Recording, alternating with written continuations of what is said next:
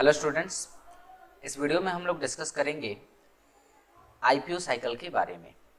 Computer में जैसा कि हमें पता है कि सबसे पहले हमें इनपुट करना होता है, उसके बाद प्रोसेसिंग के लिए वो डाटा जाता है एंड देन उसके बाद वो डाटा आउटपुट के रूप में हमें तक मिलता है।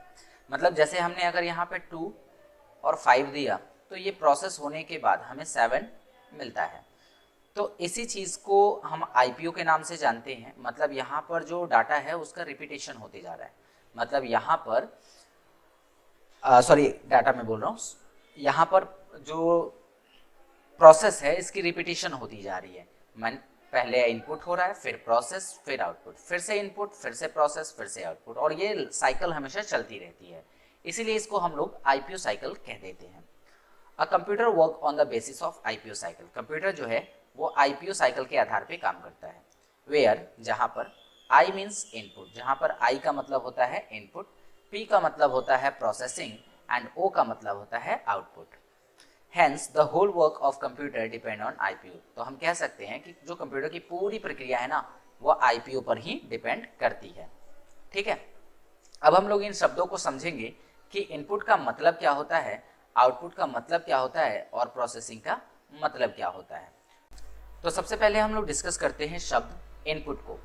इनपुट का मतलब होता है कंप्यूटर के अंदर डाटा भेजना। लास्ट वीडियोस में मैंने आपको समझा रखा है कि जब भी हम कंप्यूटर में डाटा को भेजते हैं तो वो इनपुट कहलाता है। ठीक है, तो इनपुट का मतलब क्या हुआ, कंप्यूटर के अंदर डाटा को ट्रांसफर करना। The process of entering data और instruction into the computer is known as input. Computer में डाटा या निर्देश दर्ज करने की प्रक्रिया को ही हम इनपुट के रूप में जानते हैं। ठीक है, उसके बाद आता है प्रोसेस।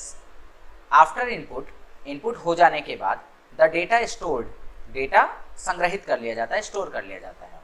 कहाँ पर, कंप्यूटर की मेमोरी में। जहाँ से, फ्रॉम वेयर, जहाँ से इट गोज फॉर प्रोसेसिंग, ये प्रोसेसिंग के लिए जाता है। और after processing the computer provide a meaningful result to the user. User को क्या करता है कंप्यूटर, एक मीनिंगफुल रिजल्ट दे देता है। तो यहाँ पर अगर मैं एक एग्जांपल लूँ तो मैंने डाला यहाँ 5 और यहाँ डाला 6। तो 5 और 6 जब हमने कंप्यूटर को दिया तो ये इनपुट हुआ। मैं इस यहाँ समझा रहा हूँ, 5 और 6 आपने यहाँ पर कंप्यूटर को दिया। तो जब ये प्रोसेसिंग के लिए गया तो ये 5 और 6 को जोड़ा गया और जोड़ने के बाद इसका जो रिजल्ट आया वो रिजल्ट कितना आया, तो वो रिजल्ट आया 11 और वही रिजल्ट आपका आउटपुट बना। ठीक है, तो प्रोसेसिंग क्या है, इनपुट होने के बाद डाटा को स्टोर किया जाएगा, स्टोर करने के बाद उसको प्रोसेस करके उसका एक मीनिंगफुल रिजल्ट बनाना ही आपकी प्रोसेसिंग कहलाती है। And what about output, it is the result provided by computer after processing. ये वो रिजल्ट होती है जो कंप्यूटर प्रोसेस होने के बाद यूजर को देता है। यानी प्रोसेस हो गया, अब यूजर को आउटपुट मिलेगा। तो सबसे पहले इनपुट, इनपुट से प्रोसेस, प्रोसेस से आउटपुट, फिर इनपुट, फिर प्रोसेस, फिर आउटपुट। ये चक्र हमेशा चलते रहेगा और इसी को हम लोग आईपीओ साइकिल के नाम से जानते हैं। आई होप आपको ये चीज़ें समझ में आ गई होंगी, अच्छे से क्लियर हो गई होंगी। तो चलिए फिर मिलते हैं आपसे अगले वीडियो में।